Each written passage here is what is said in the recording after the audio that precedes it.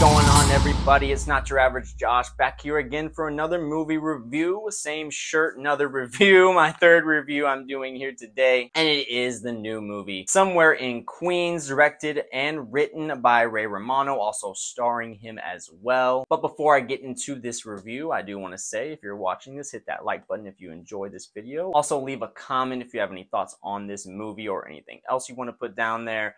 Hit that subscribe button as well if it's your first time watching any of my videos, or if you're a returning viewer. You can also follow me on TikTok and add me on Snapchat, where I will post content similar to this, but for the most part, my content will be here on this YouTube channel, Not Your Average Josh.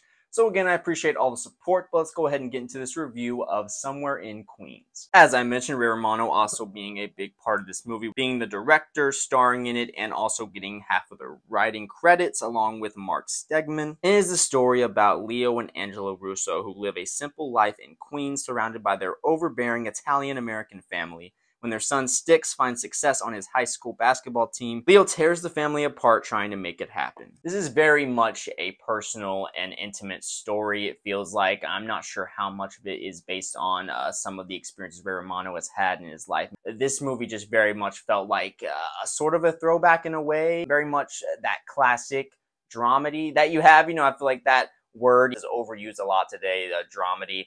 But this movie very much felt like in that classic, the true vein of what that is. A movie that is very much a drama on the surface, that has a lot of comedy throughout, that often a nice reliever to some of the heavy moments that this movie does have. Ray Romano, I always enjoyed watching him growing up. A lot of sitcoms I watched with my parents growing up. Everybody Loves Raymond was definitely one of them. Always enjoyed that show. Obviously, Ice Age, you know, as a kid growing up watching those movies. And of course, just being a very good stand-up comedian as well. But to see him in this, it really reminds me a lot of some of the things that Adam Sandler has done with some of his serious roles. Of course, Uncut Gems being the main one that a lot of people go through with that.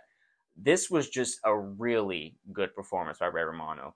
Like, the levels he gets to emotionally in this movie, it's not just a great performance, but it feels so authentic. You buy the love he has for his son, that overwhelming love that sometimes taints and brings about some bad things that ends up happening, some things that he does that aren't okay, that at the time he's doing it out of love. And just a very relatable story as well. If you have any close family in your life, if you're lucky enough to have them, you can see some of the decisions that he makes in this movie that you can see yourself doing, but you also recognize as just not the right thing when you're also looking at it through the perspective of his son Styx here, with his wife played by Laurie Metcalf, really well here also by her. I mean, again, just another really authentic performance by her. Some depths I really hadn't seen her get to in this. Knew her the most for Roseanne growing up, watching her on that.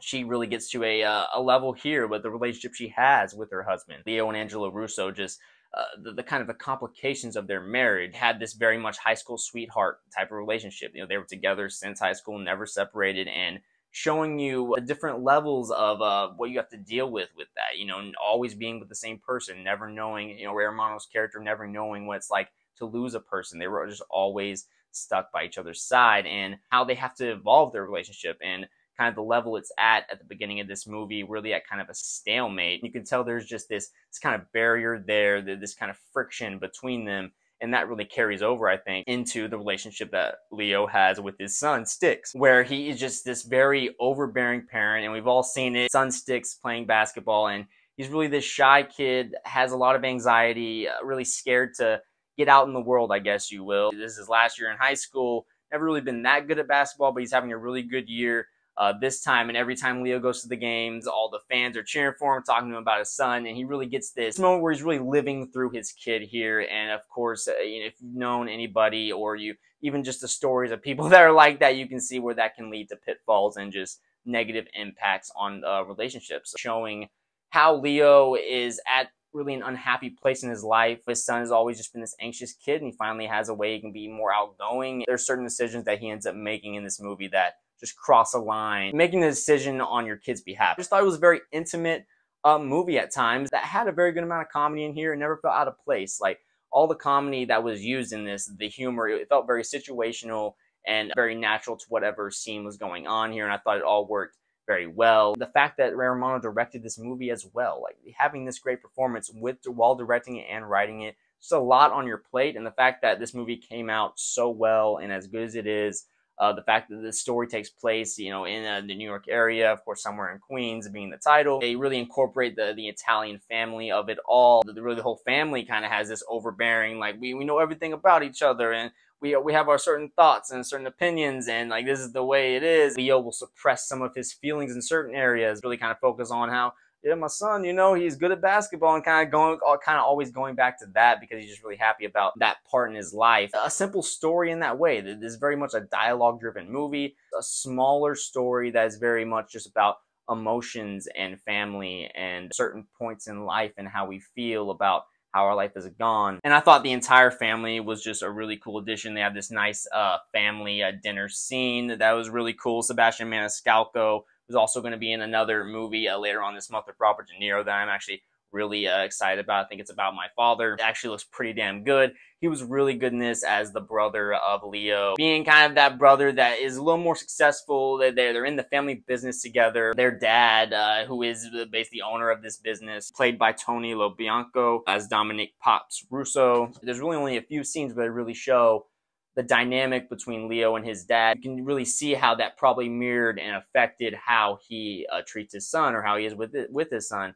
And I think there is a really good payoff near the end of this movie at the growth and the character arc that Ray Romano's character Leo has of accepting how not to be so overbearing. What it really is to love your son unconditionally. You know what I mean? Like, a lot of times that's used in like a very blank, black and white way. You see like the very extreme sides of that where he's like, okay, obviously that guy doesn't know what it means to love a son. But like, it's not that Leo doesn't know how to love his son, or that he doesn't love his son in the right way, I guess. It's just he goes about it in certain ways that are very selfish. He's doing things more for him instead of for his actual son. And I think that's where you see a lot of that character growth in this movie. And then a lot of what goes on with his son Styx in this movie, what I thought was played very fine by Jacob Ward. Nothing too amazing or great about the performance, but I thought he did a very serviceable, well done job here. The story really mainly focusing on Leo here and really his character. I'd say he's our main protagonist in this movie. But his son Styx does end up getting involved in a relationship with Danny Brooks, played by Sadie Stanley.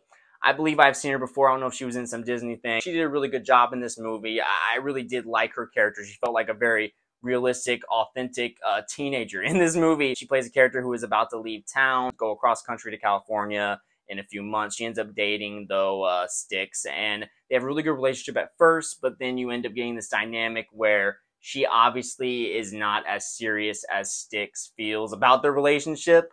And then that's where you get the part where Ray Romano's character kind of butts in. Things get a little messy, as they say, but I thought she did a really good job in this movie. Something that I think is probably maybe my highest praise for this movie. But yeah, I just thought overall this just had a very nice, intimate, good family story that you don't necessarily see a lot nowadays. And I just had a really good time with this. Just everything with Ray Romano here obviously just falls to him, directing with the writing efforts here, and then also starring in it. And then just everything really revolving around his character and the change that happens within his character. I just thought it was just really well done. But that is my main thoughts. I'm going to give Somewhere in Queens an 8.5 out of 10. Really good movie. I had a really nice time with this. But what did you guys think? Have you seen this movie? Have you not heard about it? Do you care to see it? If you have, what are your thoughts? Leave a like also if you enjoyed this video. That's very much appreciated. Hit that subscribe button if this is your first time watching any of my videos as well. You can also follow me on TikTok and have me on Snapchat where I post content similar to this. But for the most part, my content will be here on this YouTube channel, Not Your Average Josh. So again, I appreciate all the support. If you're looking for more videos very soon, I'll talk to you guys later.